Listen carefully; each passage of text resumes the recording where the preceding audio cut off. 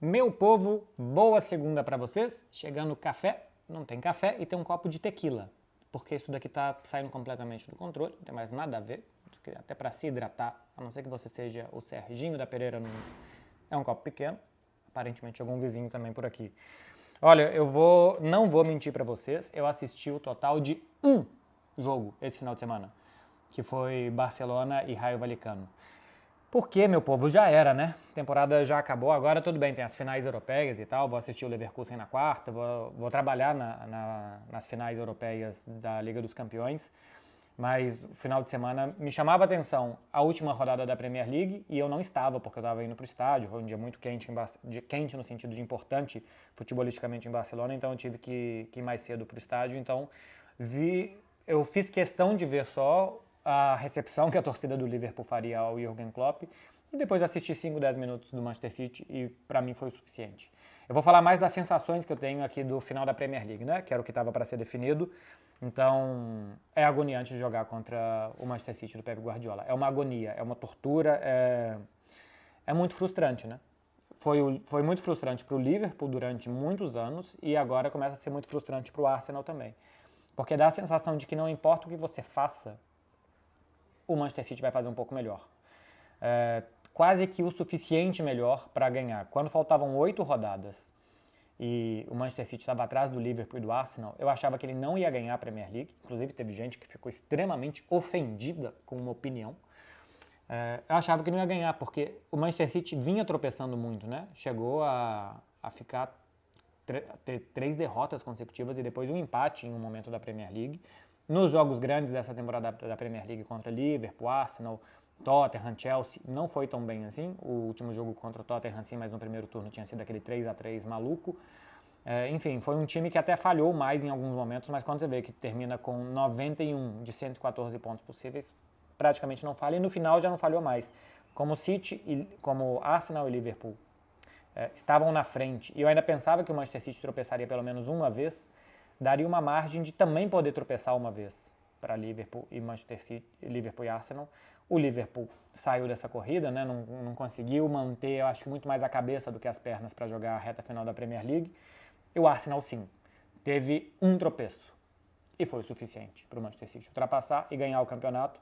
Aliás, o saldo do Manchester City era bastante inferior aos dos outros dois, mas teve uma média de quase 4 gols marcados nas últimas 8 rodadas e acabou conquistando o título. Não dá, cara, não dá para jogar contra um time que todo ano faz mais de 90 pontos. O Arsenal fez 89, seria o suficiente para ganhar várias e várias e várias edições da Premier League. Eu acho que termina com a pontuação, inclusive, maior que a pontuação dos invictos, né? E não é o suficiente para ganhar do Manchester City. O Liverpool do Klopp fez mais do que 90 pontos 3 anos sem ganhar.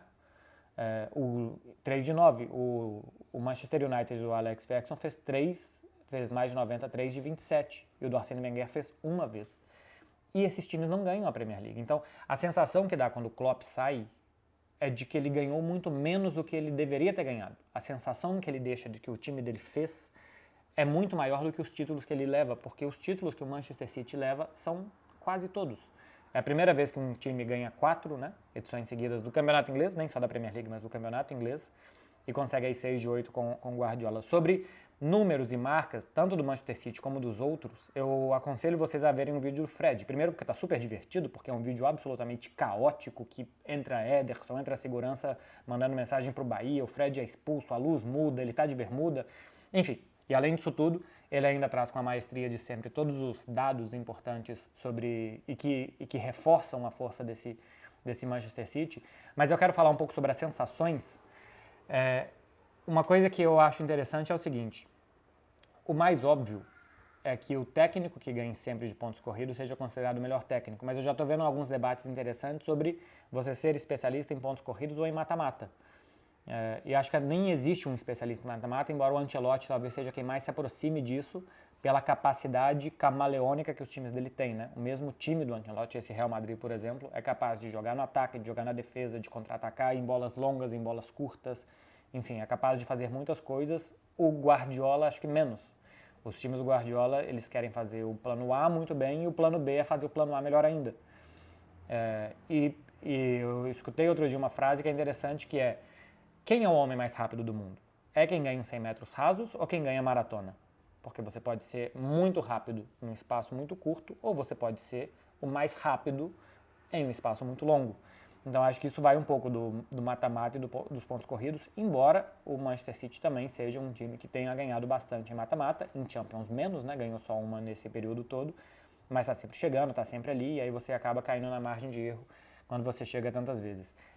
Mas o que eu acho de muito mérito é a constância. O Guardiola ganhou 12 de 15 ligas que ele disputou nos profissionais, né? Porque na Série C da Espanha com o Barça B ele também ganhou, mas ele ganhou 3 de 4 com o Barça, 3 de 3 com o Bayern de Munique e 6 de 8 com o Manchester City. E por mais que a gente pense que é um jogo manjado, que a gente já sabe o que vai fazer, qual que é o estilo, ninguém consegue parar. Por que ninguém consegue parar? Porque tem repertório, porque faz bem feito, porque leva o adversário ao limite. Se você não está sempre concentrado, se você não está sempre bloqueando, se você não está sempre bem tecnicamente, eles vão em algum momento te furar e te passar por cima. Então a capacidade de constância, de equilíbrio, de motivação que esse time tem, eu acho que me dizem muito. O Guardiola mudou o futebol. O futebol é outro de 2008 e 2009, quando ele assume o Barcelona principal para cá. Todos os times do futebol mundial ou tem uma clara influência do Guardiola ou uma clara influência dos técnicos que querem parar o Guardiola. Seja o Jürgen Klopp, o Mourinho, o Ancelotti, mas todos os times hoje, das primeiras às últimas divisões, são influenciados de alguma forma pela maneira de jogar. Então, acho que a revolução que ele tinha que fazer do futebol, ele já fez. O futebol já mudou. Acho que é muito pouco provável que ele mude de novo o futebol. Ele vai evoluindo e os seus opositores também vão evoluindo. Mas existe agora uma outra coisa fora do 3-5-2, do 4-3-3, dessas coisas que ele faz, e que eu acho que talvez as pessoas não reconheçam tanto, é a capacidade de manter jogadores motivados, a capacidade de manter os jogadores bem fisicamente e de fazer o time dele voltar a competir ano após ano em torneios tão longos por conta disso. Porque é impossível correr uma maratona por semana. Nenhum maratonista consegue, ele precisa de tempo para se recuperar. E o Manchester City consegue. Todo ano ele corre uma maratona e ele acaba de ganhar a sua 4ª maratona seguida. E é a maratona mais difícil de todas, que é ganhar a Premier League. Outra coisa é a Bundesliga, o Campeonato Francês, essas coisas que a gente já sabe pelo nível de competição. Ganhar a Premier, eu acho que tem um mérito muito grande, porque os seus competidores são vorazes. É um Arsenal excelente que faz 89 pontos. Já teve o Liverpool que fez 92 e não ganhou, que fez 97 e não ganhou, porque o Manchester City não deixa. E como que você convence um jogador que acabou de correr uma maratona que corra outra e que corra melhor ainda do que ele correu aquela? Essa que para mim também é uma revolução no Guardiola, essa capacidade que ele tem de manter os caras motivados, e não só motivado no sentido de ter espírito para ganhar, né? Porque isso também é importante, mas manter eles treinando bem, com movimentos automatizados e de perceber que se o rival errar, a gente vai lá e vai matar o rival no erro dele. Eu acho que essa é uma quase nova revolução que ele faz, porque é muito difícil ver jogadores tão prontos para o abate como o Manchester City tem em tanto tempo. Claro que os jogadores vão mudando, o elenco vai mudando e tal, e é muito difícil manter os caras que não estão jogando satisfeitos, né? O próprio Guardiola já disse, eu sou o único homem que fala não para esses jogadores. É um grupo de 25, 11 jogam, 14 ficam de fora e esses 14 são titulares das suas seleções, são milionários, são mimados, os empresários, os agentes, o entorno, a família, os amigos falam que eles mereciam jogar e eu preciso falar não para eles. E você precisa manter esses caras motivados, porque os que jogam já estão motivados porque estão jogando. Os outros é que têm que estar motivados e não tóxicos, né? Porque é muito fácil quem não está jogando virar uma bolha tóxica dentro do ambiente de um time de futebol, porque não está jogando, está insatisfeito e começa a colocar defeito e ver defeito em tudo. Então, acho que tem muito mérito no que ele faz dentro e fora de campo para manter um time tão competitivo, tão vencedor por tanto e tanto tempo como ele consegue fazer. O Arsenal tem quase todos os méritos do mundo, deu um passo à frente em relação à temporada anterior. Temporada anterior, realmente, em algum momento o campeonato ficou longo demais para o Arsenal, faltou elenco e faltou essa capacidade de não ter altos e baixos. É uma temporada muito boa, 89 pontos de 114 dentro do campeonato inglês é excelente. É um saldo de gols de 62, a melhor defesa disparado, né? 5 gols menos do que o Manchester City, que aliás fez 5 gols mais do que o Arsenal, empatam em saldo de gol. 89 pontos, daria para ser campeão em muitos e muitos e muitos anos, quase em todos, tirando os que o Guardiola esteve. O que também me mostra um pouco é que assim, a gente vai tendo cada vez mais super times. O Barcelona, por exemplo, eu não estou mudando de assunto, eu vou falar do campeonato inglês, mas é só para comparar. O Barcelona desse ano, que tem 82 pontos, teria ganhado a Liga Espanhola desde que ela tem a vitória valendo 3 pontos, que é de 95 para cá, se eu não me engano, 13 vezes. 3 vezes melhor do que o próprio Barcelona campeão ganhou e ainda 10 vezes melhores que os outros times. E se a gente pega para ver, é tudo de 2008 para trás, porque era mais equilibrado. Os grandes times perdiam e empatavam mais contra os times médios. Hoje acho que a gente vai tendo cada vez mais, né, o futebol vai concentrando mais dinheiro em alguns, a gente vai tendo mais super equipes que tendem a falhar menos, conquistar pontuações mais altas. Isso acontece desde aqui, que eu estou falando do Barcelona, como também no campeonato inglês, que a gente vai vendo que cada vez mais passam na casa dos 90 pontos, se aproximam na casa dos 90 pontos, e antes era mais difícil que isso acontecesse. Enfim, a sensação que eu tenho é que o Arsenal deu o passo à frente que ele precisava, que ele deveria ter dado. Por exemplo, as contratações que chegaram, o Havertz deu resultado, o início da temporada não, mas depois vai muito bem. O Leandro Trossard, que tinha chegado a temporada passada, também melhora ele e o time durante a temporada. O Declan Rice, a mesma coisa. Então a gente viu o impacto das contratações, do que o Arteta pensou, impacto na pontuação do Arsenal, e não foi suficiente. Não sei se na temporada que vem eles vão conseguir de novo, se o Manchester City vai ter uma queda e o que vai ser. Mas aparentemente o trem não parou na estação Arsenal, né? Esse trem da Premier League do título deveria ter parado esse ano nessa estação, não parou, como em tantos anos não parou na estação do Liverpool. Eu assisti a despedida do Klopp um pouquinho, né? Foi legal que ele se emocionou, ele entra para o You Never Walk Alone e para entrar em campo ali, tentando manter um espírito risonho e mostrar uma despedida feliz, mas eu acho que ele vai ficando mais introspectivo ali, porque realmente, aparentemente, foi muito forte o que aconteceu ali em Anfield. Mas é legal ver como ele sai com uma energia positiva, né? Depois eu vi a entrevista coletiva dele, também estava melhor. Os términos sempre são difíceis, são duros. Ele mesmo falou isso, né? Assim, se no final de uma relação você não está magoado e não está triste, é porque aquilo ali já tinha acabado há mais tempo. Então, foi chato ver em algum momento dessa temporada um Klopp tão amargo e mal educado algumas vezes, especialmente com os jornalistas e aparentemente com os jogadores também, né? A gente viu aí com o Salah publicamente uma situação algumas rodadas atrás, mas o que fica é que ele retomou o Liverpool por um caminho que o Liverpool estava se perdendo. Nessa terça-feira tem um Fred Beckler explica um especial sobre o Klopp. E por que sobre o Klopp e não sobre Arsenal e Manchester City? Porque a gente gravou antes, a gente não sabia quem ia ser campeão, mas a gente já sabia que o Klopp ia sair do Liverpool e a gente fez um repasso sobre esses 9 anos. Então, falarei mais no programa que já está gravado com o Fred, mas o Liverpool estava indo para um caminho muito ruim e o Klopp reconduziu o Liverpool para o caminho que tem que estar. Se vai ganhar mais ou menos, vai depender muitas vezes do Manchester City, vai depender do outro. Mas reconduziu a um caminho vitorioso, feliz. Futebol nem sempre não, deixa eu refazer. Futebol sempre é sobre perder e ganhar. Todo mundo quer ganhar, todo mundo quer ganhar. Só que só um vai ganhar. E a diferença se a sua temporada vai ter sido feliz, se o caminho vai ter sido feliz ou não, é o que o Klopp fez muitas vezes com o Liverpool. O Liverpool ganhou menos do que merecia, menos do que podia ter ganhado, com esses 9 anos tão maravilhosos que o Klopp deu à sua torcida. Só que eu tenho certeza que todo mundo se divertiu.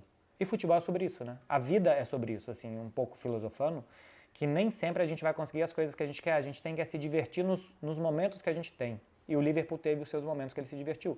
Ganhou Champions, ganhou Premier, ganhou os outros torneios, ganhou o Mundial.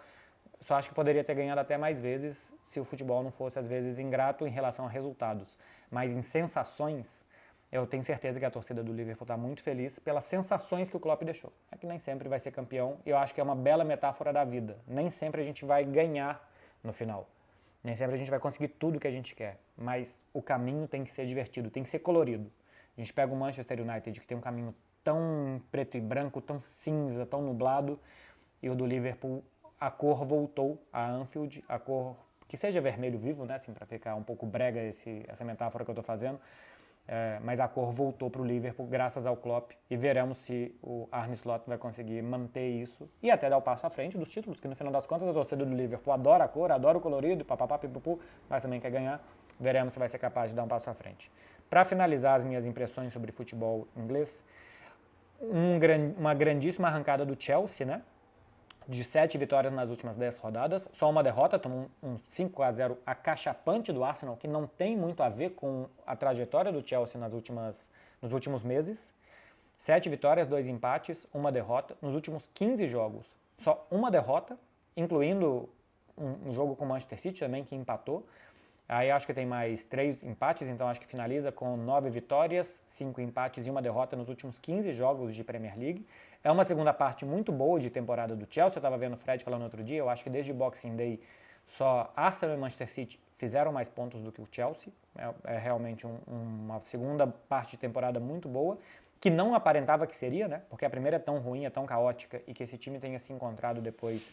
Talvez seja algo interessante para a temporada que vem. Veremos se realmente um elenco completamente jovem, reformulado, com muitos jogadores inexperientes, se à medida que vai ganhando rodagem, bagagem, se esse Chelsea vai poder brigar de novo na próxima temporada, e até o Pochettino acho que sai fortalecido depois desse final, é interessante. Completamente o contrário do Manchester United, né? Que agoniou toda a temporada, mas agoniou às vezes em quinto, em sexto, em quarto por ali, em quarto muito pouco, mas mais em quinto e sexto, e termina em oitavo. Se não ganhar a FA Cup em cima do Manchester City, vai terminar sem nenhuma competição europeia, a pior classificação do Manchester United na história da Premier League. O Manchester United é começar de novo, né? É basicamente queimar tudo e começar do zero. Chegando um novo responsável pelo futebol, acho que tem que mudar, pelo que a gente vê do Manchester United, toda a estrutura de futebol, de departamento de futebol, de contratações, de departamento físico, de fisioterapia, de departamento médico, de saber o que você quer fazer, o que você quer jogar. Eu achei que é inadmissível que o Erik ten Hag dissesse durante a temporada: não esperem que isso aqui seja o Ajax. Por um ponto ele tem razão, não tem os mesmos jogadores do Ajax. Por outro, se você contrata o técnico pelo sucesso que ele fez no Ajax, eu acho que é de se esperar que o time jogue de forma parecida, que o time seja um time alegre como era o Ajax, por exemplo, e esse time não foi.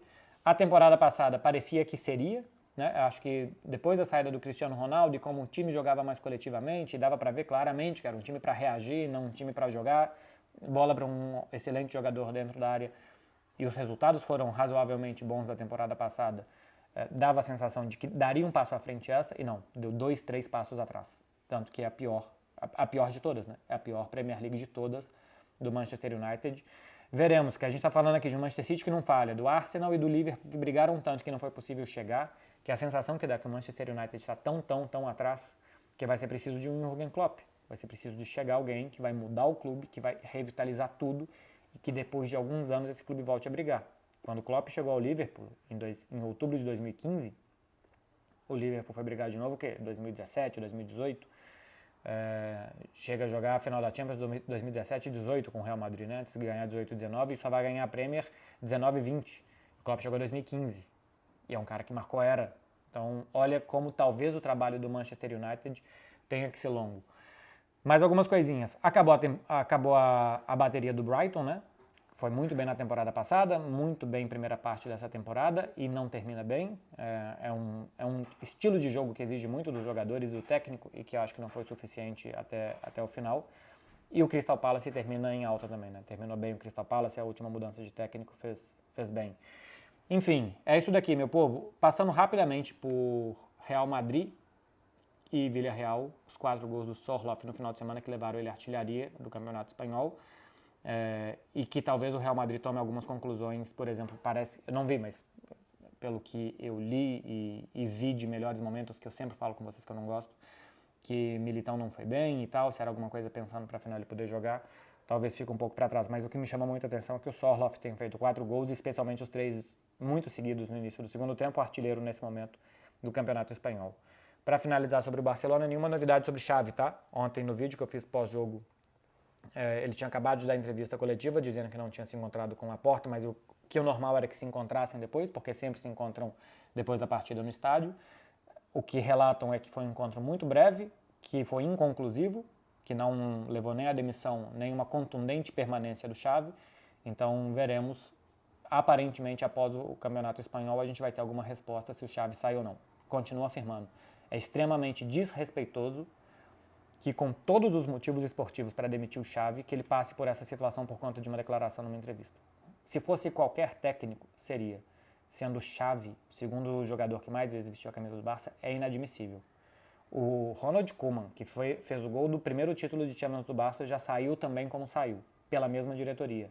E se o Xavi sair também, sem ter a oportunidade de se despedir do torcedor por conta de uma declaração, e todos esses dias de incerteza, e que para mim está sendo uma humilhação para ele, que ele tem que dar entrevista após entrevista, dirigir time, sem saber o que está acontecendo, é um ponto muito negativo para a diretoria do João Laporta. Mesmo que não demita, ainda que decidam ficar, simplesmente essa humilhação pública que o Xavi está sofrendo nos últimos dias, eu acho que é inadmissível o trato que ele está recebendo. Enfim, meu povo, é isso. De conteúdo aqui do canal, eu imagino que eu voltarei na quarta pós-final de Bayer Leverkusen em Atalanta. Vou ver se eu vou assistir. Eu quero assistir, é bastante provável, mas pode ser, é quarta-noite, tá sol, tá calor, pode ser que eu saia para viver a vida. Enfim, veremos se eu vou assistir ou não. E se eu não gravar na quarta, na quinta-feira eu gravo para vocês. E depois respondo a pergunta, conteúdo do futebol feminino, que tem final de Champions no final de semana. E a partir da semana que vem, bastante conteúdo já de Liga dos Campeões masculina, porque eu acho que vai ser o tema que vai monopolizar. E eu também vou estar diretamente envolvido, então farei conteúdos para vocês aqui também e também lá diretamente de Londres. Tá falado, meu povo? Um beijo para vocês, boa semana, com muito juizinho e também com café. Café, tequila não. Ninguém vai tomar tequila uma segunda-feira de manhã. Beijo, gente. Valeu. Tchau.